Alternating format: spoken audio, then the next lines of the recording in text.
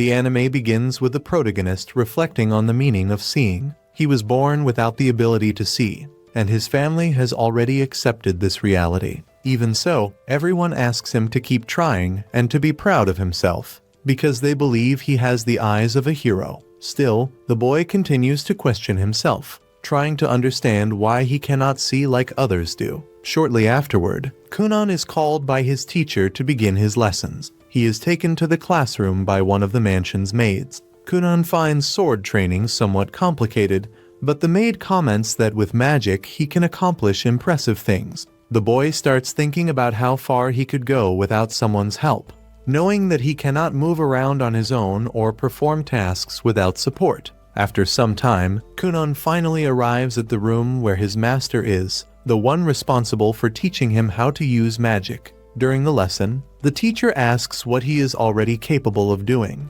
Soon after, using his wand, Kunon casts a water spell, surprising the teacher by already mastering that type of magic. Curious, Kunon asks what size that water magic is. The teacher replies that it is about the size of an eyeball, but upon realizing what she said, she apologizes and promises to make it up to him. Kunon then realizes that he can see magical manifestations, which makes him extremely excited. He also begins to find it strange that he always eats without worrying about what he is consuming, finding everything very curious through touch. When he tastes lettuce, he thinks he is eating some kind of grass, until the maid explains that it is a vegetable called lettuce. Then she says that what covers the bread is butter. When he picks up another fruit, even before she says anything, Kunon recognizes that it is an apple.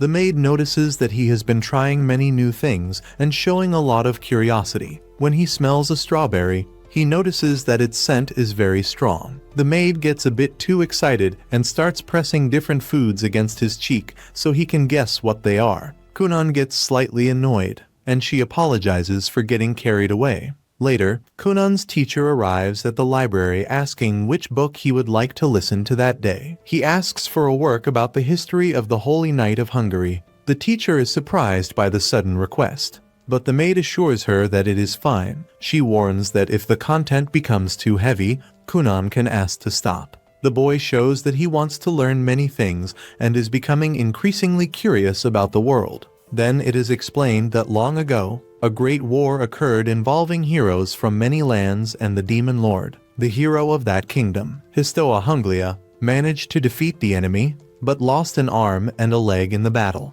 After the war, some of that hero's descendants were born missing body parts, such as arms, legs, or even their sight. These children came to be seen as the reincarnation of the hero, bearing what are called the hero's scars. Kunon states that he is just himself and that he uses his own magic, managing to duplicate several spheres of water. To him, mastering magic means being able to see and feel the world. However, whenever he uses magic, he becomes extremely exhausted and ends up fainting. When taking him to his room, the maid asks whether all the affection she gives him is not enough. Kunon replies that it is more than enough and thanks her for always taking care of him. Even so, she comments that if love is not enough, the solution would be for them to sleep together.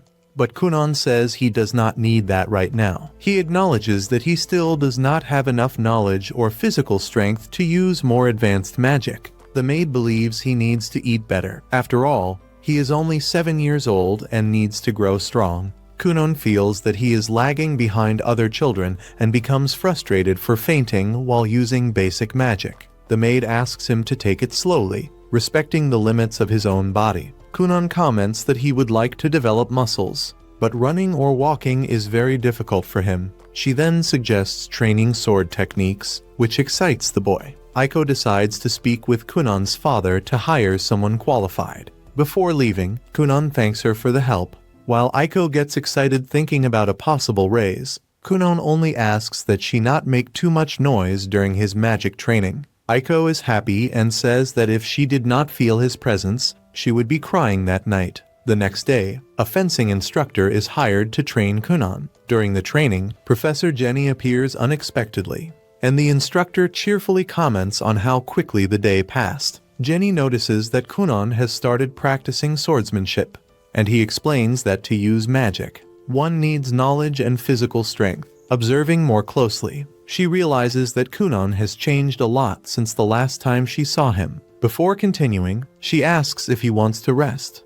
But Kunon prefers to keep training to improve even more. So she decides to review the spell Aori, known as water magic. Kunon casts the spell, and everyone becomes excited when several water spheres appear. The teacher is shocked, as he reached that level almost on his own, even finding it frightening. The scene shifts to Mirika, Kunon's future wife. The maid informs her that the carriage has arrived and that she should go see him. Mirika comments that Kunon has always had an apathetic expression, but the maid reminds her that everything was decided by the royal family. During the journey, Mirika explains that Kunon bears the hero's scars, something important to the kingdom of Huglia, and that the political marriage is a royal duty. When they first met, she wanted to play with him and discover what he liked. But Kunon always seemed distant and sad, saying that he could not do anything on his own. Returning to the present, Mirika feels sad thinking that she would see that dejected face forever. However, upon arriving, she is greeted by Kunon with a smile, which confuses her. She wants to understand what changed, since he seems happier. Kunon explains that he has come to like her, surprising Mirika. When he shows his abilities, creating a rainbow above his head, she is enchanted. Kunon apologizes for having troubled her before, and she also apologizes. He asks her to listen to his stories, as he has experienced fun moments. Mirika falls even more in love upon seeing him so cheerful. On her way home, she feels radiant, considering it a wonderful day and looking forward to seeing him again. The scene returns to Kunon, who is surprised to realize that, for the first time in his life, he reached out his hand to someone. The maid celebrates, saying that this proves he is a true gentleman. The next day, Kunon asks the teacher to read more about chivalry, as he wishes to be worthy of Mirika. The final scene shows the teacher, aware that all of this is something impossible for her. She realizes that she can no longer maintain 7 water spheres at the same time, and soon understands that Kunon has evolved far too quickly. In a short time, there was little more she could teach him at that level, so she decides to move on to intermediate magic. Her initial plan had been to teach only basic magic to a child, something she had always wanted, since it required less effort and offered a good salary. Although useful, magic is never completely safe, and Kunon is still very young to deal with advanced techniques. Even so, the girl understands that it is too early to give up and decides to continue the job. After all, she also needs to support herself. The next day, she decides to teach Kunon how to put feelings into water. To demonstrate, she creates one icy sphere and another hot one, showing how this gives originality to the spell. To her, this ability defines a mage's individuality, and can even be seen as a clear difference in talent. Next, Kunon decides to try. He uses his magic and asks Aiko to taste it. When she does, she realizes it is plum juice. The teacher is shocked, because he accomplished in seconds something she had spent the entire night studying. She asks if it was difficult, and Kunon replies that it was not. At nightfall, he decides to test it with 2 apples, trying to better understand aroma. However, he encounters difficulties, since he cannot see colors. Without understanding them, he cannot cause magical changes or create eyes. Even so, he decides to continue, because he wants to see everything that exists in the world. At dawn, Kunon goes downstairs for breakfast and realizes that he can see colors using magic. Aiko is surprised, but he believes he still cannot see properly. The girl becomes irritated, so Kunon explains better. He sees colors through magic. He picks up a green apple and says it is red. Aiko realizes that, to him, colors are different, and that he still does not know their names. Kunon agrees, saying it is the first time he has ever seen these tones. Aiko then explains that the apple is light green. Kunon becomes even more confused, realizing that feeling something may be even harder to learn. Aiko asks how many apples are on the plate, and Kunon answers that there are 5, 3 red and 2 green. Aiko is fascinated by the boy's progress, and can hardly wait to see what will come next. When she tells Kunon's father about this discovery, he is surprised to learn that his son can now distinguish colors. Aiko explains that the range of this effect is limited, but enough to differentiate shades, becoming clearer the closer he is, especially through touch. The father asks if Kunon can read, and Aiko replies that he can, since he identifies the color of the ink by running his finger over the letters. He still needs to learn reading itself, but he is already enchanted by books and illustrated guides. The man asks whether the boy would not like to return to the main house, as he did not want people to worry about him. Aiko thinks it is better not to, because Kunon is discovering many new things, and that could interfere with his goals. The next day, Kunon manages to create a red water sphere, but his family suddenly appears, and he drops the sphere on the ground. The liquid covers him in red, and his mother faints upon seeing the scene. The teacher observes everything and realizes that Kunon possesses an absurd amount of magic. She does not know how far he can go, but she believes he may reach the greatest title in the magical world, the Blue Mage. The scene shifts to the father talking with Kunon's brother, considering taking him to a noble school. He explains that Kunon has rarely left the mansion since birth and may be frightened by the world and unfamiliar people. Therefore, he asks the older son to take care of his brother. The boy remembers that before he could not protect him and feels afraid, but promises that this time he will do everything he can to help. He decides that, no matter the cost, he will be a true older brother. The scene returns to Kunon, who can now read several books, making everyone happy with his progress. The teacher arrives shortly after and notices the cheerful atmosphere. After teaching Kunon about knightly behavior, she remembers that Aiko also wanted him to have a sense of humor and wonders whether it was working. An elegant and amusing man suits Kunon, even if he seems a bit strange. Even so, she acknowledges that he is much better than before and far more adorable. At nightfall, Aiko decides to take him to meet his father. Before that, she asks Kunon to warm her a little with magic, and she feels better. Kunon asks if he did something wrong to be scolded, but Aiko says no, reminding him that he had already been warned when he created the blood sphere. Upon arriving at the main house, the butler welcomes them,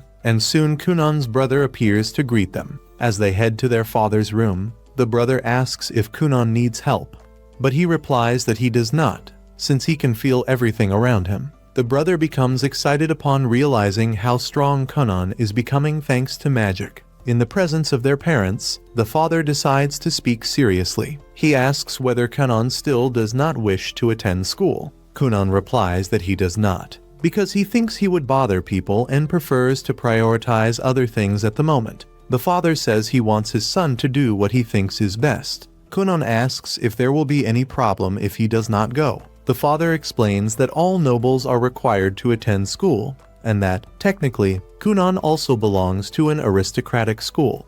Kunon asks if that is not enough, and the father explains that, due to the circumstances, the king granted special permission for him not to attend. Even so, he asks Kunon to think it over. The boy then asks only how he should spend his allowance. The father shows concern about Mirka and asks Kunon to take this more seriously. Nobles who do not fulfill their duties end up at a social disadvantage, and this could harm Princess Mirka's future. Faced with this, Kunon decides to go to the academy. At first, he finds it all a nuisance. The father explains that he does not need to study for years, only take the promotion exam. There are 5 tests, so it is enough to go 5 times to obtain the official diploma. The brother comments that he and Princess Mirka will graduate in the next exam and will end up together. If that is the decision, the mother will take care of the preparations. Before leaving, the father reminds him that other members of the royal family study there,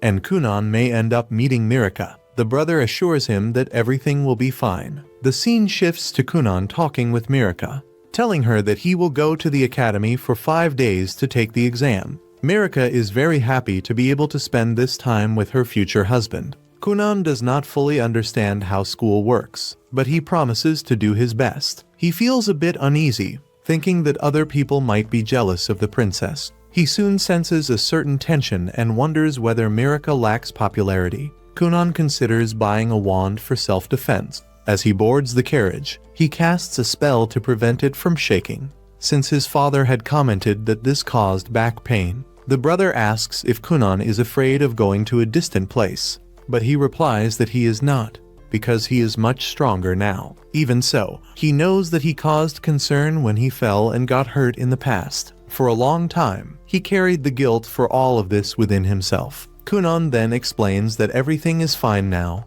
Before, he felt a constant desire to simply disappear. But that feeling is in the past. In the present, he is determined to live, no matter what happens. His brother clearly notices how much Kunon has changed. The boy states that even if all the humans in the world were to disappear, he would still intend to keep living, because he carries a strong desire to survive. Upon arriving at the academy, Kunon is welcomed by his beloved wife. Before entering completely, he lags behind a little and begins to feel the presence of many people around him, as well as hearing countless voices. He knows that if he were the Kunon of the past, he would probably have hesitated to take this step and enter the school. The scene then shifts to the teacher responsible for accompanying him. She remembers when she first met him, when he was still very young, and wonders whether she will be able to guide him properly during those 5 days. As she observes him closely, she realizes that Kunon has matured a great deal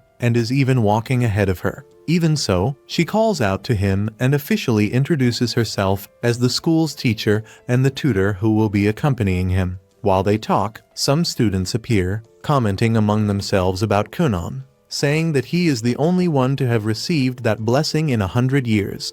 One of the boys shows irritation, while his friends think Kunon is nothing special. However, the jealousy truly surfaces when he sees Mirika at Kunon's side. Upon entering the classroom, the teacher asks whether Kunon already knows how the exam works. He replies that it consists of 5 days of tests. She confirms this, explaining that each test has a specific time limit. After completing the exams, Kunon manages to get everything right, leaving the teacher very satisfied. The scene shifts to Kunon walking through the school corridors until a boy appears and starts provoking him, saying that he does not believe Kunon really received his father's blessing. This boy is Lyle, Mirika's brother. Realizing that the situation could turn into a mess, Kunon decides to settle it once and for all. He uses the water around them to create the illusion that the prince has gotten wet, making it look as though he has urinated on his own clothes. People begin to laugh, and Lyle runs away in embarrassment. Kunon's brother panics at the scene, but Kunon is thinking of only one thing: eating a hamburger. The episode ends with Mirika's brother consumed by anger toward Kunon. And that brings the second episode to a close. If you enjoyed it, don't forget to leave a like and subscribe to the channel for more content. I'll see you next Sunday with more of this anime. Bye. However, soon we see Lael walking through the corridors, consumed by fury, as if she were planning revenge. Later, Kunon asks Mirika about what happened in the dining hall and why Prince Lael placed himself in his path, clearly showing his violent nature. Mirika replies that he came only to pressure him, reminding him that her brother is the 6th prince, while she is only the 9th princess. Because of that, her position in the royal hierarchy is lower. However, her fiancé bears the scar of the hero, being a highly prestigious mage, which quickly elevated her status. Now that Kunon has shown his true worth, he will stand above high society. Despite everything, Mirika says she is happy to be his fiancé, and Kunon comments that when he meets the king, he intends to kneel as a sign of gratitude. After that, he says that he would like to apologize to Lyle, but neither he nor Mirika allow it. Soon after, they head off to meet the teacher. They are informed that this would be Kunon's final test, in which he would need to learn how to modify the texture of water. Kunon turns the water into ice, but the shape resembles an apple. Jane then suggests that he touch different objects to reproduce their textures, something that will be seen later. At another moment, Kunon is playing horse, which Ino finds strange. At that instant, Mirika appears, and Kunon comments that he barely feels the passage of time. He says that on the last day, when he hears the teacher's voice, he feels as if the world fills with a deep sadness. Mirika responds in an exaggerated way, saying that he will not leave until sunset, which drives the sadness away in seconds. After that, the three move on together. Kunon is excited for the final exam, because all of that makes him feel as if he were in a real school. Although it is also sad to know that he will not continue there with his teacher, she says that she will be watching and wishes him good luck. It is clear that there is a great deal of trust between Kunon and the teacher, something built throughout the examinations. The teacher comments that she became an instructor to follow in the footsteps of a man she admired, with whom she studied at a school for nobles. However, that man did not pass the final exam, and she ended up alone. The other two do not fully understand how a teacher can share her life story with a student. Meanwhile, another student talks to Mirika, asking her to introduce him to Kunon. With all the posture of a knight, Kunon introduces himself as the fiancé of Princess Mirika Uglia and the younger brother of Ixia. This relieves him because he discovers that his sister and his fiancé had friends, since no one usually spoke to them. Mirika explains that if she seemed distant, it was only to spend more time with Kunon, asking her friends for a bit of understanding. Kunon thanks the princess for her consideration, but admits that he had been worried, even though he never directly asked whether they were lonely at school. He is happy to know that his sister was not alone and that the princess had friends, otherwise he would have tried to comfort them, saying that there is no problem in not having friends. This confusion leaves everyone speechless, but Mirika understands what he meant. Kunon confirms it, stating that humans can live well on their own, which sounds intriguing to everyone. Already in the classroom, Lyle is informed that the time for the exam has arrived. He orders everyone to wait for her, but his subordinates doubt that, even though he is a prince, the teacher would decide to wait. After all, it is an official examination. The bell rings, marking the beginning. The students sit in their seats. Our protagonist was about to be guided by Mirika when Lyle appears and separates them. People begin to murmur, and Lyle notices this, remembering what the maid said at the castle. He becomes furious, since no one had ever dared to challenge him in that way. Suddenly, Kunon grabs his hand and introduces himself. Surprising everyone, Lyle demands that he let go, but Kunon holds on firmly, comparing himself to a biting turtle, and says that he is his brother-in-law, so the proper thing would be to get to know each other better. Thus, they enter a verbal confrontation, making it clear that he did not give him permission to touch him. Kunon points out Lyle's masculine bearing and states that, if he could see, he would be so impressed that he would smile when he lifted his chin. This makes Lyle blush, drawing laughter from everyone. Embarrassed, the blonde asks Kunon to let go. He obeys, and the matter ends there. During the exam, the prince shows good performance, albeit a bit reflective. In the end, after the evaluation, the teacher announces that everyone has passed. With that, Kunon returns home, says goodbye to his classmates, and even to the teacher, to whom he extends his hand to his brother. Lyle watches the scene smiling and comments something with his colleagues before leaving. Back at the place, Jane asks Kunon to practice magic by creating a whirlwind. He begins by forming a sphere of water and making it spin. Next, they ask him to stop the movement and divide the sphere into 10 parts, which Kunon manages with effort. Then, they request that he change the colors to red, green, and yellow, as well as alter the texture, something he accomplishes without difficulty. Jane congratulates him, saying it was magnificent. Before stopping, Kunon asks for one more moment,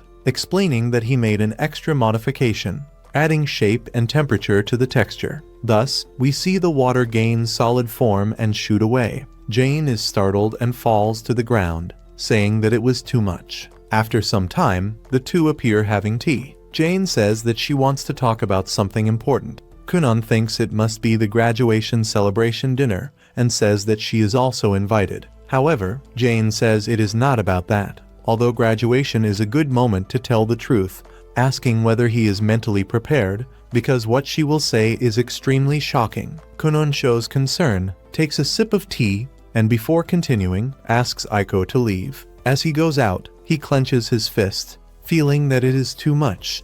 Suddenly, Kunon imagines that Jane is a goddess of the night sky, about to depart and return to her own world. Jane likes him. This is Kunon's story, but it is not limited to just that. The truth is that, for her, there is nothing left except to continue teaching. She confesses that, for some time now, she has felt that she has nothing new left to pass on. Everything she knew about elemental magic, especially the kind that was not focused on attack, had already been taught. Now, Kunon can handle magic better than she herself can. Jane believes that she would only need to learn some kind of unprecedented magic in order to surpass him again. Hearing this, Kunon stands up and says that this is not true. He admits that he always liked her tricks, the creative ways she used to make the content understandable and interesting. Even so, when she tried to teach him using only pure magic, Jane had already realized that Kunon had noticed her desperation, which, in a way, made her feel more at ease.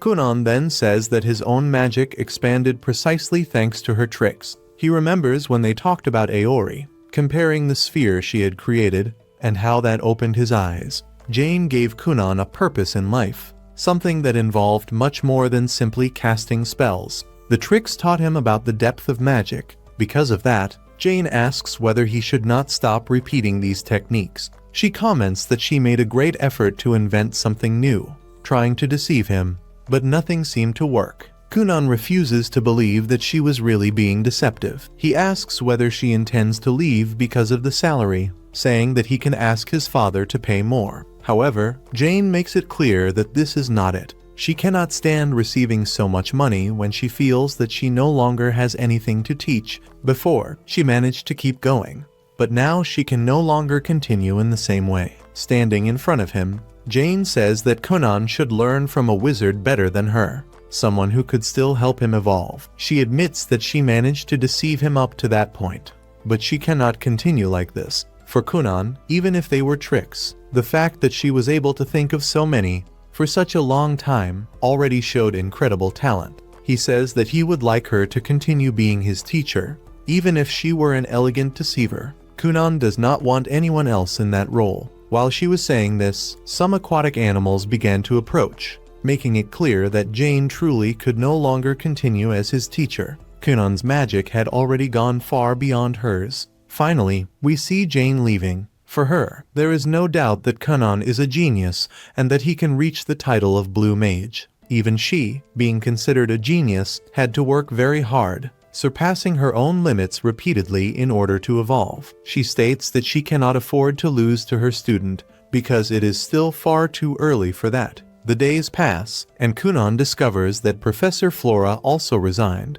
She congratulates him, saying that he has already completed the entire curriculum. Kunon laments not having been able to say goodbye, but Aiko explains that Flora did not want to, because she might end up crying. Faced with this, Kunon decides to write a letter of thanks. Aiko supports the idea and even asks him to find out whether, at the mansion, there is any employee between 18 and 25 years old, well-paid, tall, and handsome. Hearing this, Kunon becomes dejected. He asks whether she might leave when he gets married. Aiko apologizes, but confirms that yes, she will. She says that now they can already live on their own without problems, so it will not be necessary. This makes Kunon even sadder, and he says that he will not be able to deal with it. He tells the story of a rabbit that died when it felt lonely. Irritated, he exclaims that he will not ask Flora for anything else. During a family dinner, Kunon says that Flora recommended that he look for a talented wizard to train him. Ino comments on rumors about the existence of a powerful royal wizard at the school, named Zio, also known as Sionli Fin Royal, famous for his appearance and for possessing an absurd amount of mana. Kunon's father reacts firmly, explaining that a royal wizard holds an official position in the castle, answers directly to the king, and cannot receive orders from anyone outside the royalty. In addition, these wizards rarely leave the castle, and access to them is extremely restricted. Even understanding the difficulty, Kunon imagines an unlikely plan to reach the castle and encounter a wizard by chance, an idea that his father immediately rejects. Kunon then turns to his mother, who ends up agreeing and asks her husband to at least present the proposal to the king. To end the discussion, the father agrees to present the situation to His Majesty. In the royal castle, an albino woman analyzes documents related to an unusual case. A child apprentice wizard requesting direct training from a royal wizard. She comments that power and status do not impress wizards of that level, but mentions that her younger sister, Mirika, was enchanted by Kunon. Upon reading the documents more carefully, the man is surprised by the boy's name, showing great interest in the protagonist's potential. Upon returning home, the protagonist had no idea how his life was about to change. His father did not imagine it either, since it had never crossed his mind that those people would arrange a meeting so quickly. In addition, he knew that the matter of a magic instructor would also come up. The boy, for his part, found that man's power simply impressive. However, his father explains that it was not exactly that. According to him, everything indicated that the court mage had taken a personal interest in Kunon. Curious, the father asks what kind of magic his son had learned recently. Kunon then demonstrates Ori magic, creating a cat with an incredibly detailed form. The father is visibly impressed by the level of control his son displays. Even so, Kunon comments that the creature's movements seemed a bit artificial, and that, in the future, he would like to be able to reproduce even the sound of meowing. Noticing how much his father likes animals, Kunon asks why they do not keep one at home. The man immediately refuses, saying that it would end up disrupting the family's routine and making work more difficult. Even so, Kunon does not find the justification very convincing. He recalls that, with the wealth of the Gurian Marquess family, it would be perfectly possible to gather adorable cats from various parts of the world. The father explains that the decision not to raise cats had already been made, because they would all end up at his feet, which could cause accidents. Kunon accepts the explanation, but the father soon reminds him that Tina loves dogs. Kunon agrees and realizes how his father always takes the entire family into consideration. Still, Kunon suggests the idea of raising cats outside the house. He mentions that Eiko once said that keeping outdoor cats is a symbol of status among nobles. In addition, Princess Mirica herself also said that it is a sign of prestige. Upon hearing this, the father immediately shows interest in the idea of keeping cats outside the residence. Shortly afterward, they finally arrive at the royal court. At that moment, we are introduced to Lesia. The father warmly thanks her for such a friendly reception, while Kunon also speaks up with his characteristic politeness. The man comments that he wishes Kunon were as charming when speaking as he is with a second princess, reminding him that Lesia is his sister-in-law. The young woman says that she has heard many compliments about Kunon from Mirica. Observing more closely, Lesia notices that Kunon is holding a cat, but soon discovers that it is made only of water. The father ends up quite disappointed upon realizing that it was not his new pet. Lesia then decides to take Kunon directly to the Black Tower Hall, while the father goes to greet the king. Before they separate, the father asks how Kunon intends to return. The boy replies that he can return on his own, since he still needs to visit the princess. The father insists on calling a carriage for him, but Kunon, being more clever, decides to go to a restaurant, the same one his parents usually frequent. The Black Tower is located on the other side of the castle. Upon entering, Lesia asks whether Kunon can walk without difficulty. He answers that he can. Noticing his anxiety, she tells him that he can say whatever he wants. Kunon then begins asking questions about the essence of a mage, addressing only subjects related to advanced magic. Lesia admits that she does not know how to answer, since she is still a beginner, and decides to change the subject, explaining more clearly how the royal family works. She explains that the current royal family of Hungary is composed of 7 princes and 10 princesses. In many countries, succession to the throne is defined automatically, with the first prince inheriting the position. However, in Hungary, there is a strong system of meritocracy, where performance can alter the order of succession. Kunon comments that this seems quite complicated. Lesia agrees and reveals that she dreamed of becoming a great mage, which is why she gave up any right to the throne. Moving on, Kunon feels an enormous concentration of magic, coming mainly from one of the towers. Lesia explains that Mirica is very worried about the succession dispute. Suddenly, she is surprised to see Kunon using magic in a frightening way.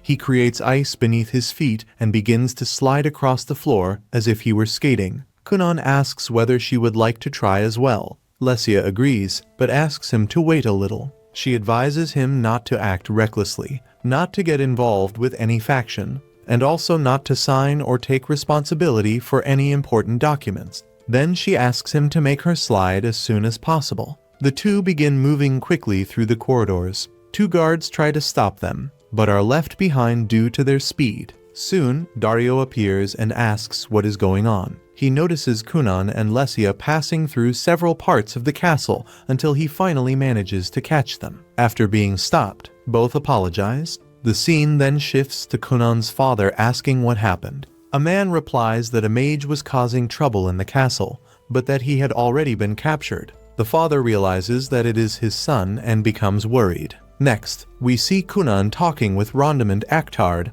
the official court mage. Kunon introduces himself and immediately senses the man's impressive power. He thought Lesia's magic was incredible, but he realizes that the director is on a completely different level. Rondamund comments that he heard Kunon possesses the water crest. The boy confirms it and shows that it is on his arm. The mage asks whether the crest has 2 stars, and Kunon admits that he does not understand much about it. Rondamund then explains that there are 7 magical attributes: fire, water, earth, wind, light, darkness, and arcane, each with 5 levels. Kunon asks whether 2 stars represent the most basic level, and the man confirms it. Lesia adds that she also has only 2 stars in the wind attribute. Kunon asks whether Rondamund is different, because he feels a much greater concentration of power. He ventures to say that it might be 3 stars, but the mage reveals that he has 4. Rondamund asks whether that surprises him,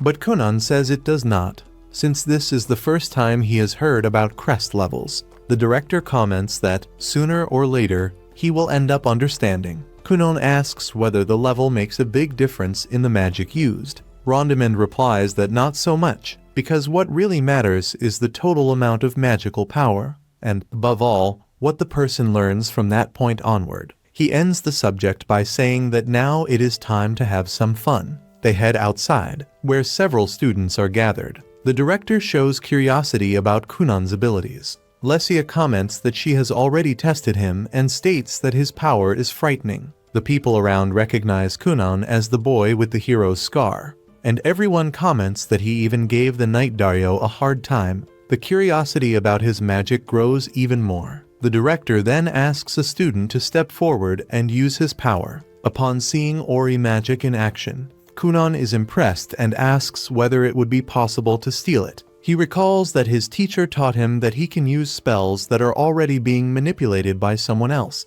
Even thinking this is impossible, he tries, but realizes that the boy manages to resist quite well. Even so, everyone is shocked to see that Kunon managed to steal 2 spells. The director asks to leave the boy with him, while the others joke about the situation. Lesia comments that the student had recently been dumped by his girlfriend, but he replies that this has nothing to do with the conversation. The director notices the general interest in Kunon. The boy asks whether he passed the test, but the man says that he still wants to carry out a few more experiments. He also wants to test Kunon's magic directly. Next, Kunon creates a spell similar to a trampoline, capable of making people jump. The director is impressed, and soon everyone wants to try it. Lesia comments that it must be wonderful to sleep on something like that. Kunon says that he can create something even better, capable of launching someone much higher. The director asks him not to do that, warning that if he does,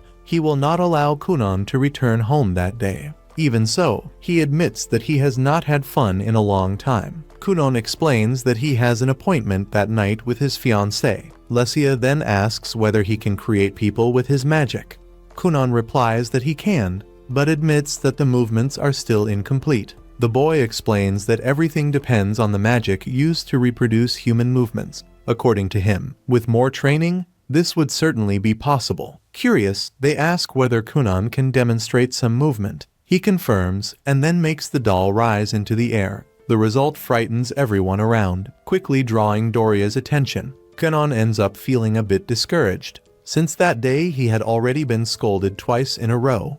Even so, the old man tells him not to worry, commenting that they could continue talking about magic even during a meal. Kunon then asks whether he was approved in the test, and the man answers that he was. He says that he had a lot of fun and states that he will take responsibility for reflecting more carefully on all of it. Kunon is extremely happy to know that he passed the magic evaluation. The director then asks whether he has any goal for the next few years. Kunon replies that he would like to be able to create an eyeball using magic. The answer leaves everyone impressed, reinforcing the idea that he is very different from most people. After that, Kunon goes to talk to his father, who is visibly irritated and wants to know exactly what his son has been doing. Lesia intervenes, saying that none of what happened was the boy's fault. Even so, the father explains that a mage needs to take full responsibility for his actions. He cannot act without thinking, because magic, when poorly used, can injure someone or even cause deaths.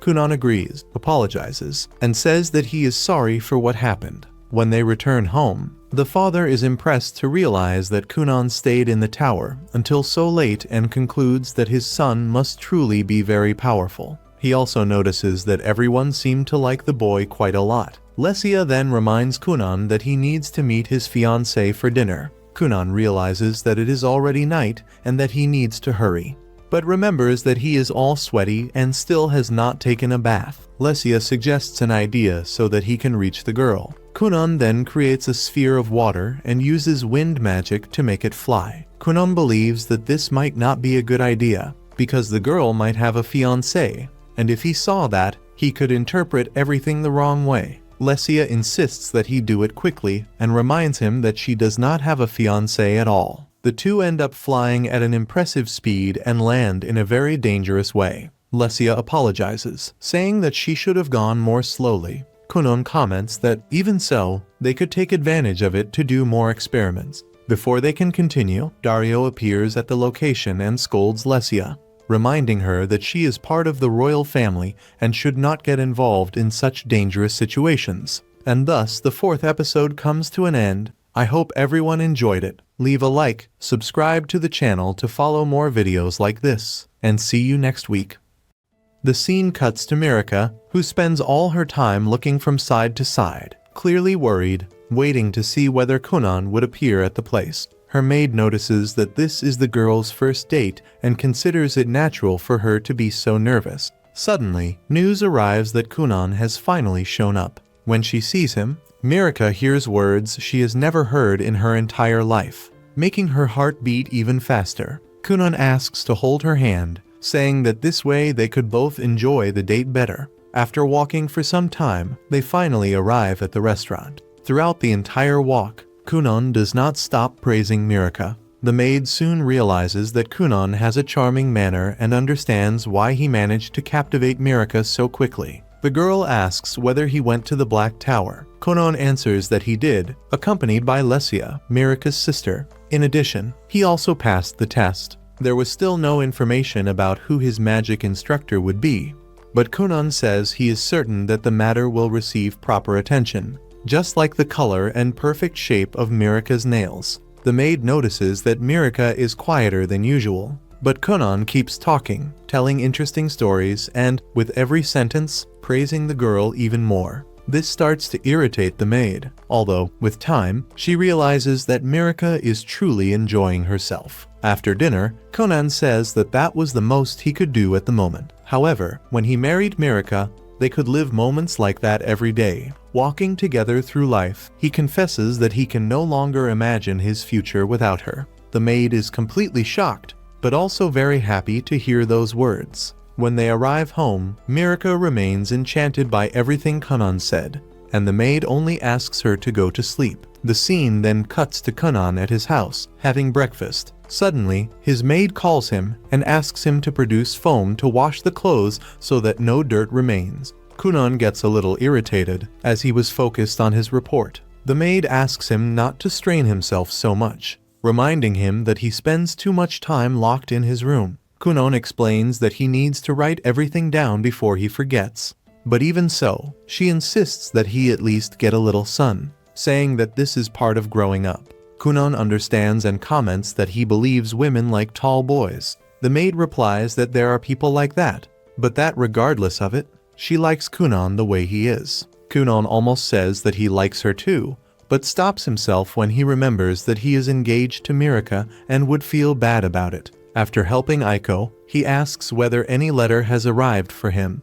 She answers that not yet. Kunon imagines that his instructor has still not been decided. The scene changes to the school, and the boy goes to call Xian. Upon entering the room, he finds the young man passed out over several scattered sheets of paper. Xian merely murmurs for them not to disturb his precious sleep. The boy says that the manager is calling him, which makes him wake up immediately. Back at home, Kunon finally receives his letter and discovers that his instructor will be Xian. the same person his brother and sister had spoken about. Aiko also knows him and shows excitement, saying that there is no woman who does not know who he is. She comments that she needs a new maid uniform to receive him. Kunon asks whether she plans to dress up for another man, but Aiko asks him not to say such things and states that she needs to look even prettier for the meeting. The scene cuts to Mirika's house, where she is talking with Lesia. The two are confused because a court mage needs authorization from the royal family to go out. Lesia does not understand why they chose that man specifically, since she would like to teach Kunon herself. Suddenly, the sisters Avril and Ledalia appear and start teasing Mirika, saying that her fiancé has an impressive recommendation. Unlike her, Lesia defends her sister, stating that Kunon is a great mage and that it is none of their business. She tells them to get out of their way, and the girls eventually leave, still provoking them, while Lesia tells them not to get so full of themselves. Soon after, the scene shows Xion's arrival at Kunon's house. He praises Mirika the entire time and asks whether she changed her perfume, but she replies that she does not use perfume in the morning, because they say it is not good. Xion realizes that Kunon will be his apprentice, but does not understand what people see as so special about that boy. When Xion steps down from the carriage, Aiko is enchanted. Kunon, on the other hand, feels the man's magical power from a distance and realizes that he is the strongest he has ever encountered. Mirika asks why Kunon is so quiet, and he decides that Xion will be his example and mentor. They introduce themselves, and Xion immediately says that he hates brats like Kunon. In addition, he states that he has not officially accepted being his instructor yet, and that he only came there because he was forced to. At that moment, Dario appears, and Kunon apologizes for what he did 3 days earlier. Mirika asks how they know each other, and Kunon replies that it is a long story.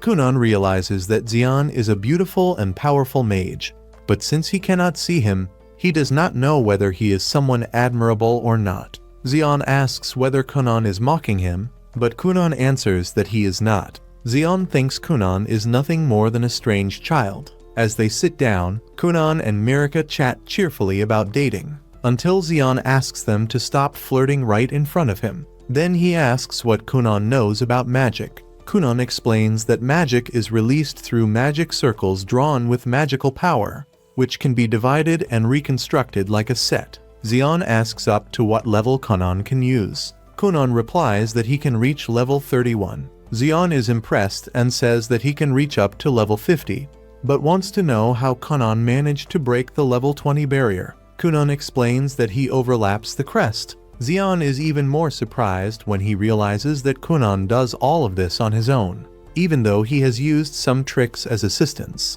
Xion remembers that Lesia also wanted to be Kunon's instructor and comments about it. Lesia explains that when Kunon appeared on that occasion, Xion did not even show up because of laziness. Xion clarifies that it was not by his own will, but because he was forced by the academy director. Returning to the present, Xion finally understands why so many people want to be Kunon's instructor. He acknowledges that the boy is extremely talented. He then stands up and asks Kunon to show everything he can do. Before that, Kunon asks how to reach the 50 levels. Xion replies that he will not teach that now, as it would be a waste of time. If Kunon proves his worth, he can ask for it directly. Xion states that, in order to teach him, he expects to be constantly flattered. Mirika believes that her beloved would never do something like that. But, to everyone's surprise, Kunon begins to praise Xion far more than necessary, leaving everyone embarrassed. Annoyed, Xion asks him to stop calling him master, stating that he has not yet acknowledged his talent, and explains that his own crest is that of Earth, with 3 levels. Kunon is informed that he must use his magic to destroy the stone wall that was created in front of him. If he fails, that will be the last time they meet. In addition, they demand that he better demonstrate water magic, since everyone comments on how highly praised it is. When he creates a bubble for Xion to sit on, the man is surprised by how comfortable and soft it is. Shortly after, he ends up falling asleep, leaving everyone around impressed by how natural the situation is. Meanwhile, Kunon remains completely focused, gathering energy to try to break the barrier before him. When he touches the surface, he feels how resistant and compact it is. That magical power sustains both the durability and the firmness of the structure. That magic is based on a crest. The crest, in turn, is a magic circle. The caster has the ability to reorganize this circle, generating different magical effects, these circles being the foundation of all existing magic. The whole arises from the division and reconstruction of the original magic circle, representing the number linked to the essence of the spell. This value indicates the level of originality achieved. Observing carefully, Kunon realizes that the stone wall before him surpasses 50 levels of magic. Faced with this, Kunon decides to talk to Mirka. Since Xion continues sleeping, only after about 2 hours does he awaken. Xion questions why the wall has not yet been destroyed and whether Kunon has given up. Kunon answers that he did not give up, he was just waiting for him to wake up. Facing the barrier once again, Kunon decides to use the same magic he usually employs to wash clothes. Xion asks why he chose that particular magic, and Kunon replies that he considered it simpler to use. Instead of destroying the wall, he chooses to remove it. The man is surprised by this choice, because there is an appropriate magic for each type of situation. A true mage is someone capable of perceiving this clearly. After witnessing Kunon's magic, Xion decides to accept him as his disciple. He states that the boy is extremely lucky to have him as a mentor. However, he makes it clear that he does not want to see him flirting all the time, because the master must be more important than the fiancé. He then asks how Mirka intends to deal with this situation. Kunon will become his disciple and grow greatly on his journey. In a short time, several women will begin to approach him. Mirka knows this is true, because Kunon truly possesses extraordinary talent. She also understands that, if that happens, she may not be able to have a future by his side. Kunon only asks that Xion not be cruel to Mirka. Sometime later, Mirka is at home and realizes that she cannot continue that way. If nothing changes, she feels that she may end up losing the great love of her life. The next day, Kunon's instructor arrives with a confident smile on his face and immediately starts by saying that he is the luckiest man in the world for having Kunon as his disciple. He makes it very clear from the beginning that he has no intention of going easy at any moment during the training, because he believes that sparing effort only delays true growth. Kunon responds without hesitation that he prefers it exactly that way, and even adds that, if his master decided to take it easy on him, he would probably end up crying out of frustration. Taking advantage of the opportunity, the boy shows curiosity about more advanced topics, asking how a three-dimensional magic circle would work, or even something even more complex than that. When they enter the study room, the man spreads several papers full of confusing scribbles across the table and comments, almost casually, that he had always wanted someone to transcribe those chaotic notes. Now, that task will be entirely Kunon's responsibility. The boy asks, a little apprehensive, if he needs to copy everything exactly as it is, and the master answers yes, explaining that, over time, the amount of notes will only tend to increase. He also warns that those papers contain extremely high-level state secrets, which is why he asks everyone to leave the room until Kunon finishes the work. As soon as they are alone, the master asks him to quickly create a ball of water so that he can rest a little. In less than 5 seconds, he is already sleeping deeply, as if he had no worries at all. Outside the room, the princess asks to learn swordsmanship. Even with little free time, she decides to train a bit and makes a special request to her knight that this not be told to her fiancé, Kunon. During the training, she is disarmed with extreme ease, but even so, she continues to insist, getting back up repeatedly. Her desire is clear. She wants to become someone worthy of Kunon, both in spirit and in strength. After a long time, the master finally wakes up and, upon noticing how things are going, complains that Kunon is far too slow. Right after that, however, he apologizes, admitting that he had been sleeping since he arrived and had not helped with absolutely anything. He also criticizes his own handwriting, saying that it is the ugliest thing Kunon has ever seen, looking as if it were written with a foot. Then, he decides to explain something truly important to the boy. He says that reading and understanding are completely different things. Reading offers only information, something superficial, what a person interprets with the mind and records with their own hand. On the other hand, is absorbed by the body and turns into knowledge, and knowledge, according to him, is far superior to simple information, because knowledge, over time, transforms into real power. As night falls, the master says goodbye and demands that everything be ready by the next meeting. Kunon remembers that there were several notes with strange figures and asks if that represented some kind of technique. The master replies that it would be better for Kunon to go see him the next day, so that he could explain everything calmly. Before parting, Kunon feels happy about the visit, because it increases his chances of meeting his future wife. Upon arriving at the royal castle, everyone is impressed with Kunon and begins to praise him, commenting on how much stronger he seems since the last time they saw him. Many show interest in participating in training sessions with him. Suddenly, the master appears and tells Kunon to follow him without giving many explanations. People try to stop him, saying that that place is considered land of evil. Even so, the master asks Kunon to create the water mattress, and everyone ends up falling asleep peacefully.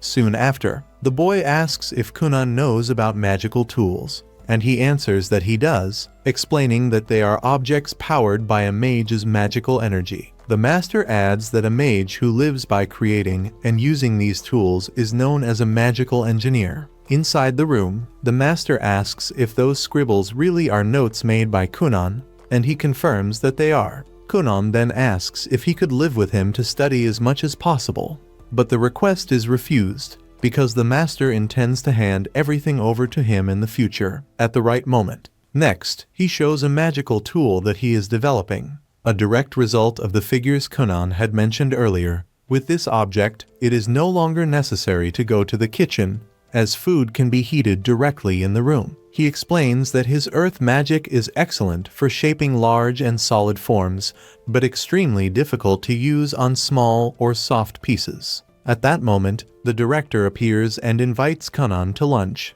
As agreed, whenever Kunon was at the castle, they would have lunch together and talk at length about magic. The master asks Kunon to create the water bubble, and the director ends up falling deeply asleep. At lunchtime, everyone feels much better after Kunon creates water beds so that everyone can rest. Some comment that if he wants to change instructors, he can do so at any time. Kunon replies that even though the master is a bit laid back, he is an excellent teacher, leaving everyone quite surprised. He also thanks the general director for the great choice, highlighting the good compatibility between earth magic and water magic. Kunon then asks where his beloved is, as he would like to have tea with her. The girl's sister replies that, on that day, she is taking part in the entrance ceremony of the senior noble school. The girl herself, in turn, feels sad for not being able to see Kunon. The director asks what his plans are, and Kunon replies that he only intends to take the course completion test. Taking advantage of the topic, the director talks about the magic school, attended by talented mages from all over the world, the place where all the court mages were trained. The master explains that entry is only allowed from the age of 12. There is still time, but Kunon keeps this information in his mind, knowing that it is a school with mages from all over the world. 2 years pass, and Kunon evolves drastically in magic, managing to block his master's attacks with extreme ease. The master is genuinely satisfied with the boy's progress. After countless training sessions, Mirika notices that the tools they created are able to keep objects warm with great efficiency. Upon entering Kunon's room, she sees that they have already created 7 pieces of equipment, 5 new articles about magic, and even a complete manual of magical experiments. A new tool is still under development, but the master prefers to finish it alone. Kunon remembers that the box that attracted insects excessively was a project they made together. The master does not say it openly, but he would like Kunon to go to the magic school. However, Kunon does not want to go. He believes that he already learns everything he needs from his master. He prefers to continue studying by his side, even if that means being exploited at work. The master explains that he has already completed all the translations and magical tool projects he needed. Kunon asks if he is being abandoned, but the man replies that this is not the case. He simply will not accompany him in magic anymore, since his affinity is with earth, while Kunon excels in water. Perhaps, at the water magic school, he will find an even more impressive master. The world is much larger than Huglia, and this idea begins to take root in Kunon's mind. The master comments that he might be lucky enough to meet a water mage with 3 or even 4 stars. His beloved asks him to go as soon as possible and become a great mage, promising that she will wait while striving to become a woman worthy of him. Faced with this, Kunon decides to accept and asks where the school is located. Upon hearing the answer, he becomes irritated when he discovers that the place is extremely far away. Kunon asks what he can take with him, and the master replies that only his eye. Soon after, he runs off, remembering the most important thing. There were many things Kunon could do even without seeing. In a way, he believed that everything would be fine like that. The scene shifts to Marika, who cannot hold back her tears as she feels an intense longing for her beloved. The emptiness left by Kunon's absence weighs heavily on her heart, and she cries in silence, embracing that feeling. The master, noticing the situation, tells her to stop, awkwardly saying that she is just putting on a show in front of her boyfriend. His comment is poorly received, and he immediately earns a well-aimed kick to the leg in response. Even so, Marika knows that during all this time, Kunon achieved remarkable results as a mage.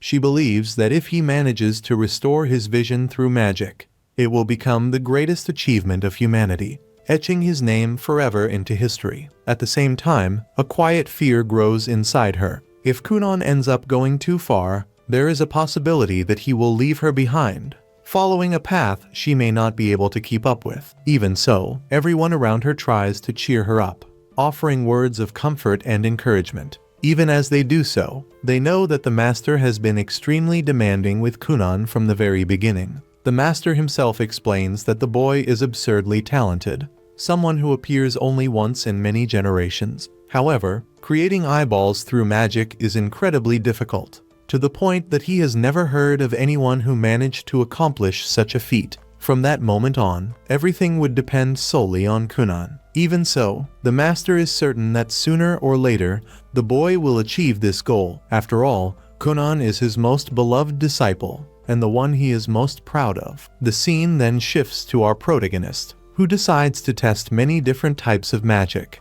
trying to advance his experiment at any cost. He alternates methods, combines elements, and redoes calculations countless times. However, nothing seems to work as expected, and he achieves no results at all. Faced with this accumulated frustration, he decides to call his brother to go to the sauna together. He asks him to also call their father, remembering that he loves the sauna created by Kunon. While doing so, he thinks that he should not wake their mother, but soon realizes that she also enjoys that place very much. In the end, the whole family ends up gathering, enjoying that simple yet comforting moment together. During the conversation, Kunon's brother comments that the experiment he is working on must be really complicated. Kunon agrees, as he knows that this is, without a doubt, the greatest challenge he has faced so far in his life. Even so, everyone tries to encourage him, saying that he will certainly find a solution for his eyes. The words of support warm his heart.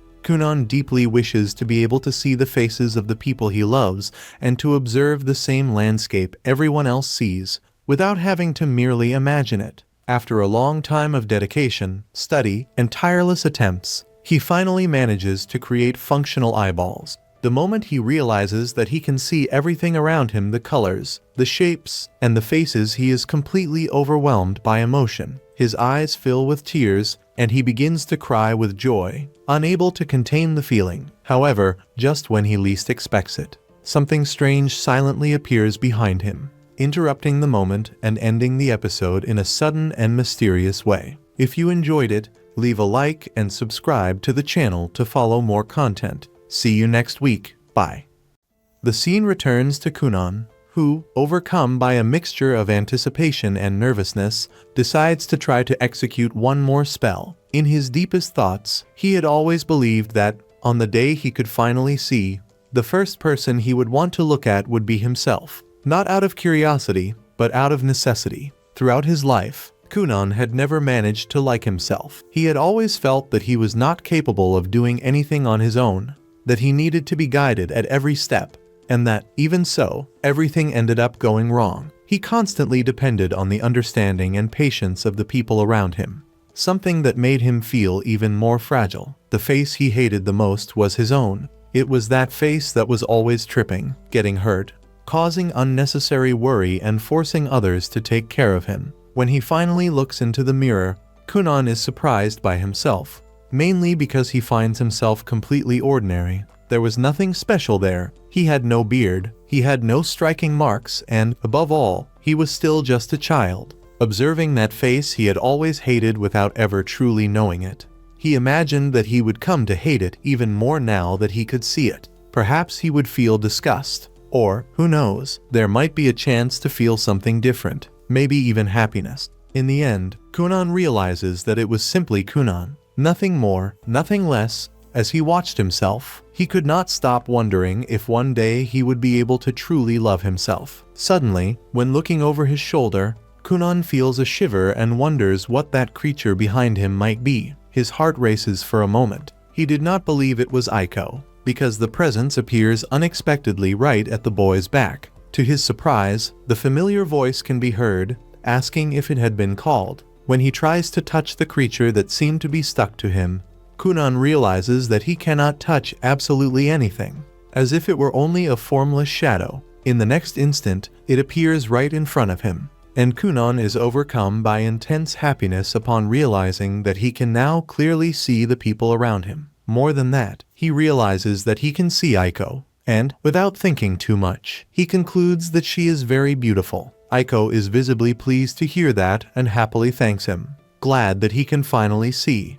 Excited by the novelty, she decides to tell everyone that Kunon has regained his sight and decides to prepare a special dinner to celebrate such an important achievement. Kunon, still observing every detail, asks if she has a horn on her head. Aiko replies that she does not, but comments, in a playful tone, that maybe it appears when she gets irritated. Kunon laughs and says that he feels very happy to be able to see her beautiful face and also the horn, which he considers curious and even attractive. When he goes outside the house, Kunon begins to see the world in a strangely somber way.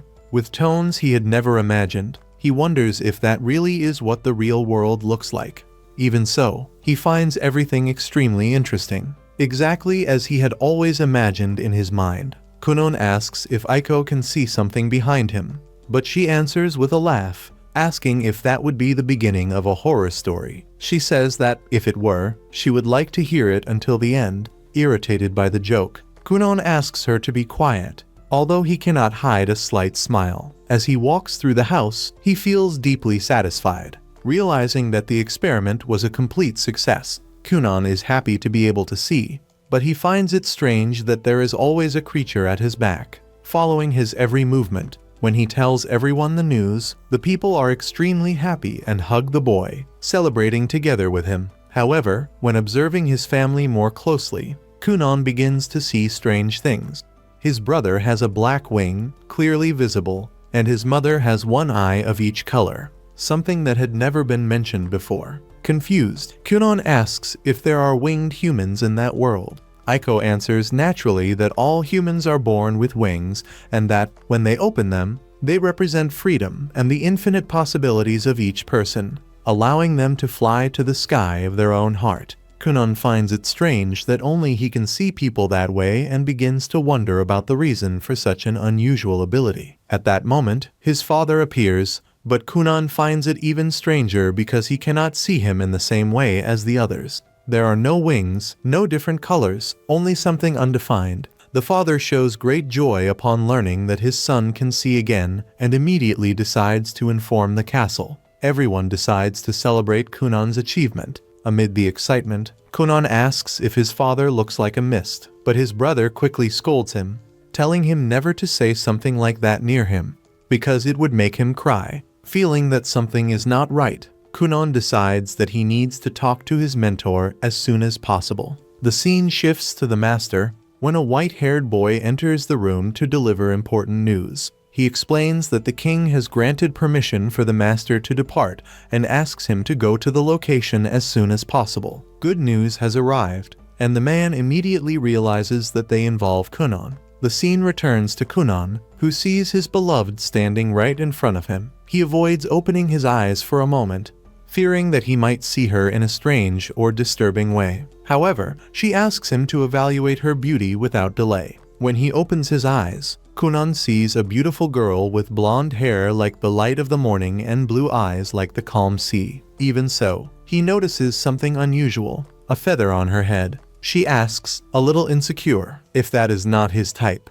Kunon replies that it is not that and states, sincerely, that she is even more beautiful than a bird that sings at dawn. Suddenly, the master appears before them, but Kunon cannot see him clearly, because he shines intensely, as if he were made of light. The man explains that he has always been that way, and that he will always continue to be radiant. Kunon asks to speak with him alone. The scene changes to the master laughing loudly, but Kunon asks him to stop laughing, saying that none of that makes sense, especially because he is carrying a huge crab on his back. Kunon comments that he finds it strange to imagine that, when he marries the princess and they go to live together, he will be carrying a crab while she will have a feather on her head. The master also finds this curious, but shows himself to be even more intrigued by the peculiar way Kunon sees the world. The master then explains that there are two possibilities. The first is the ability to see the form of the soul. The second is a primitive condition caused by magical intoxication. He explains that there are many magical pools scattered throughout the world